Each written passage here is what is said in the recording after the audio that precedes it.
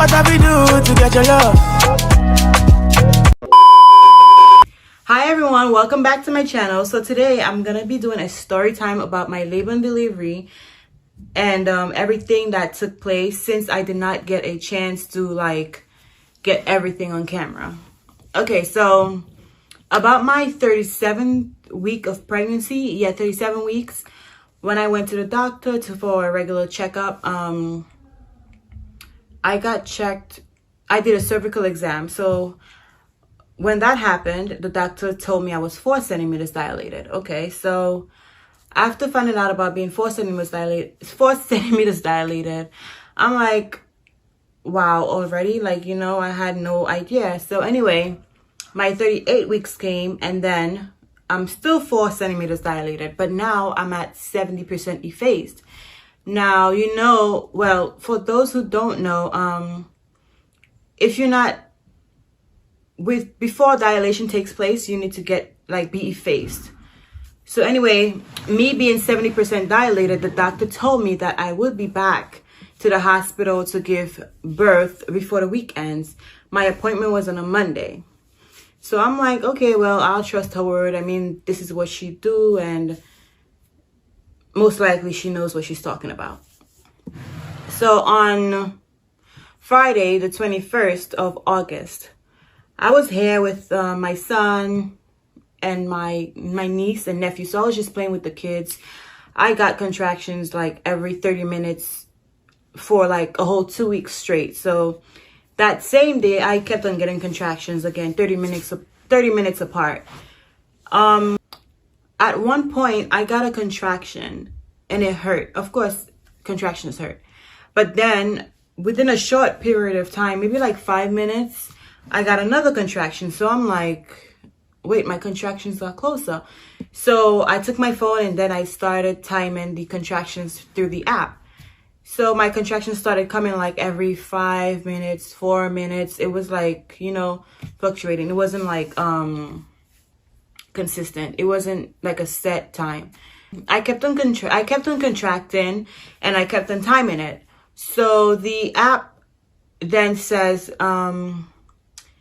it says get ready to go it says something like get ready to go to the hospital, or keep timing your contractions. So I kept on timing the contractions. But anyway, at one point the app said go to the hospital. That's when my contractions became like 3 to 2 minutes apart. So of course, me giving birth before, I know like when contractions start for me, like an active labor contractions, they hurt so bad. So I was ready to like get everything to like grab my bags and leave. So I was like, no. I told my husband, and then he got ready. He was just waiting for me on the bed. He was stressed and everything because he knows how I am with pain. Once again, I do not like pain. I will like cry. Anyway, so then I went to get ready, and then we dropped off my son. But then on the way to the hospital, I'm like, I'm hungry, you know? And I know once I get to the hospital, I won't be able to eat. So I was like, let's just stop to get food. So this was around like after 5 p.m. So we stopped, we got food, and I ate on the way to the hospital. Once we got to the hospital, we had to like register, do insurance and everything like that. Anyway, so we were waiting for a room in the waiting area. So we stayed in the waiting area for about 30 minutes, half an hour kind of. So when we finally got a room in triage, you know, I went in there, they hooked me up to the monitor and everything like that, and the doctor checked me. So the doctor came in and she checked me around 9 p.m. And she said I was still at 4 centimeters, but now I was 80% effaced. Okay, so it's 9 o'clock and she comes and she says, oh, okay, you know, I don't want to take you to the delivery room now and then get you epidural because, you know, that slows down the process. So why don't we just hang out in the room? Because, you know, we can't be walking around in the halls because of COVID and everything. So we hanged out in the room she said she would be back at 10 o'clock.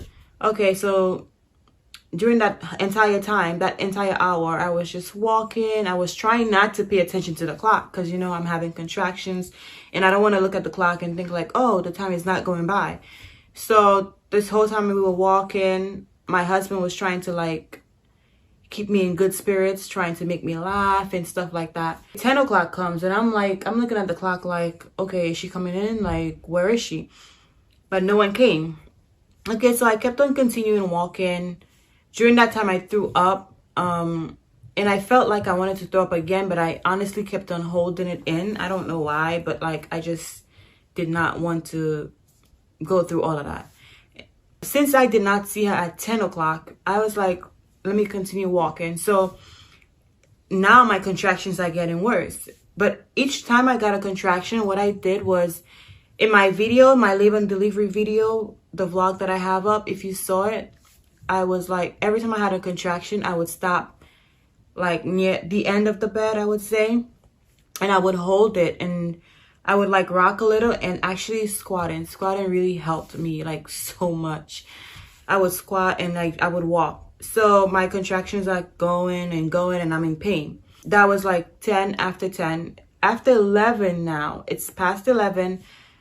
When it was like 11:20, I believe, or so, after each contraction, like, this happened 3 times. After each contraction, I wanted to use the bathroom. Like, I wanted to pee. Like, you know, it was just pressure. So the first time after contraction, I told my husband, I need to go use the bathroom. I walked to the bathroom and then I peed and I came back to my room. My room was like right across from the bathroom. Okay, so another contraction came. After that contraction, I walked back to the bathroom. I used it and I came back. And then it happened for a 3rd time. So I got another contraction. I got another contraction. I felt like I needed to pee again. I left. I went to the bathroom and then I came back. So on the 3rd time it happened, on my way back to the room, the nurse saw me and she was like, oh, we're coming to check you. And I'm like, okay, because she saw like I was in pain. But anyway, when I got back to the room, I felt like when I got a 4th contraction, I felt like I needed to go pee again. But then I was telling my husband, like, do you think I'm going up and like in and out way too much? Do you think that's what they're thinking? And he was like, no. So like, you want to use the bathroom, just go. But the entire time, like, it was just so much pressure. Like, it was just so much pressure. So at 11:40ish, I would say she came to check me. And then I was like, I feel a lot of pressure. Like, it hurts. I have a really bad contraction. She's like, oh, do you want an epidural? So I was like, yeah, sure. So she put an IV in. And before she finished putting the IV, I was like, I feel like I need to push. Then she was like, okay. She went out the room. She took a wheelchair and she's like, come on, let's go to the delivery room. But then it hurt so bad. Like, I was just standing there and I'm like, no, I really feel like I need to push right now. And then she was like, oh, but we can't have the baby here. So we need to go to the delivery room. Anyway, she knows what was happening, because normally, you know, when you sit on a wheelchair, you would go to the, like, towards the front. She lifted the side. She lifted like the armrest. And she had me go in to sit from my back. Like, so I got up. Like, she had me sit sideways. So I went in on the wheelchair, like, facing, like, my back facing. So I sat down and then I had to try to turn forward a little. But I was, like, in so much pain. Anyway, like, 11:43-ish. It happened so fast. Like, 11:43, she wheeled me out to the delivery room. And honestly, like, once I got out of the room, I felt so much better, because like, it was just much cooler. Like, it wasn't so hot. Anyway, when we got to the delivery room now, before I got off the wheelchair again, I'm like, I feel like I need to pee. And then I was like, no, I think I need to push right now. And she was like, oh no, so then don't go to the bathroom, because we can't have a baby in there. And I'm like, okay, so I'm trying to hold it, because, you know, like, they always say, oh, don't push. So I'm like, okay, I'm trying to hold it. So the nurses come in, more nurses come in, they setting up the room and everything. And then they try to get me on the bed. So she did get me on the bed. Forget about the IV. She took the IV out, because, again, not the needle. She took the IV out.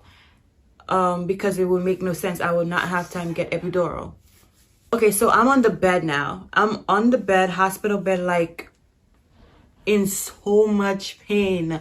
I don't know how to explain it. Like the contractions were just crazy at this point. So I honestly, I could not stay forward. I could not like just stay there and lay down. I was like holding the armrest of the bed, and I was just like this, like trying to hold, because they're like, don't push. So I'm like, I'm trying my best not to push. But honestly, at this point, I had to push one time. I pushed once, and I'm like, I'm pushing, and I pushed. And then she was like, no, no, no, for the sake of the baby and everything, don't push. So I'm like, okay, I'm holding it, I'm holding it, I'm holding it. Then guess what? A nurse comes in to do a COVID test. Who told her to come at this point? I was just like, she's like, oh, I'm here to do a COVID test and everything. But in my head, I'm like, Jenny, like, stay calm, stay calm. Just try to, like, you know, relax. And my husband is here talking, telling me to relax also, like, just try to cooperate with them and everything. And I'm like, I'm in pain. Like, I'm the one in pain. At this point, I did not want to be mean to anyone. Like, you were in so much pain. Yeah, like my mind wasn't, like, I wasn't just, it was not straight at that point. I was not thinking straight at this point. I'm in pain. That's all I could think about. But then anyway, I try to control my breathing. I really try to control the breathing, because when you're having contractions, honestly, breathing is very important. Like, the more you breathe fast and everything, like, you make yourself believe like it hurts. But if you calm down a little and like breathe in and out, it gets better. It's coming to me now for the COVID exam. I'm like, no, no, no, no, no, no. I cannot do this right now. Not right now at all. So I was like, just give me 1 minute. Give me 1 minute. So my contractions are coming back to back. And I'm like, okay, let me try to relax and wait for a contraction to go so I could tell her come quick. So anyway, I finally got a little break in between the contraction. And I'm like, please come do the COVID test now, because I know it's for the safety of everyone, like my safety, my husband, everyone, like, you know. So I'm like, okay, come do the COVID test now. Come do it. And then she came, she did it, but then she was taking too long. And I'm like, okay, that's enough. So she left anyway. Then I'm still now in pain, because this is happening so quick. I'm still here in pain, and I'm like, I need to push. I cannot hold this no more. I need to push. So the doctors finally came in, and then she asked me to push. So now this is going to be my second push. So I pushed. On my second push, I was like, I'm tired. I cannot do it no more. I cannot do it. I cannot do it. She was like, no, you can't. Just one more push. The baby's head is right there. Just please give us one more push. So, you know, like when you're pushing, you have to hold the back of your thighs, kind of like right behind your knees area. I could not hold it, because like I felt so weak. I was actually like pushing against my leg, because like this is your leg, you have to hold the back. I was actually pushing my leg, because like to find some strength. And they're like, no, hold your leg, hold behind your leg. But anyway, I breathed, and I'm like, okay, this is almost done with.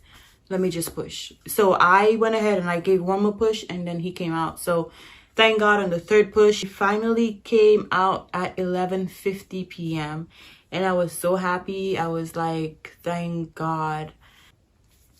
Yeah, I was so happy, because I was like, I'm exhausted. I'm so tired.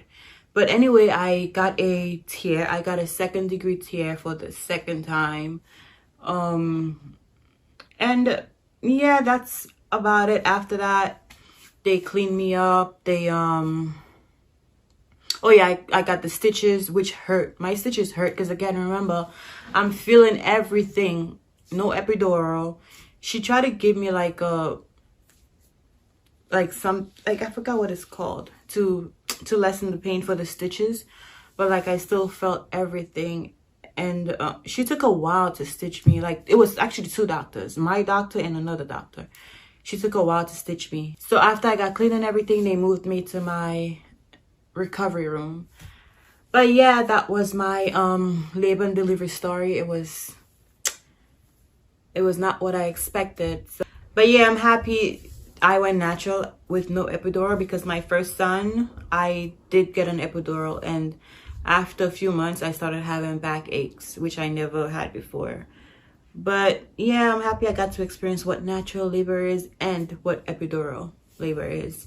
Thanks for watching this video. Don't forget to like, share, comment, subscribe if you haven't as yet. And don't forget to ring that bell, press the notification bell to get a notification each time I upload a video. And I'll see you guys again in my next video.